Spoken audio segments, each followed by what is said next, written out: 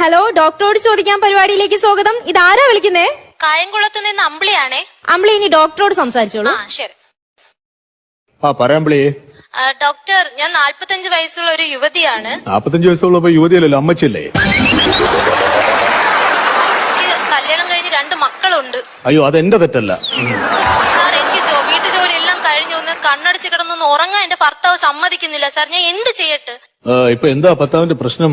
ഒന്നും പറയണ്ട സാർ. ഇതൊക്കെ പുറത്ത് പറഞ്ഞ മാനക്കേടല്ലേ സാർ? മനസ്സ് തുറന്ന് പറയാൻ പറ്റുന്നില്ല എനിക്ക് ആരോടും. പറയൂ അമ്പിളി. എന്റെ ഭർത്താവിന് ഭയങ്കര കൂർക്കം വലിയ സാർ.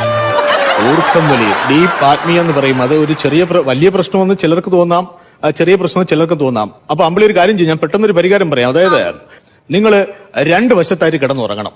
സാർ, നമുക്ക് 2 പേർക്കും കൂടെ കിടക്ക ഒരു റൂമേ ഉള്ളൂ. അപ്പൊ എങ്ങനെയാ സാർ കിടക്കുന്നേ? ഞാൻ അങ്ങനെയല്ല പറഞ്ഞത്. ഒരാൾ കാസർഗോട്ടും ഒരാൾ തിരുവനന്തപുരത്തും. പ്രശ്നം തീർന്നില്ലേ? എനിക്ക് കൂർക്കം വലി മാറോ സാർ?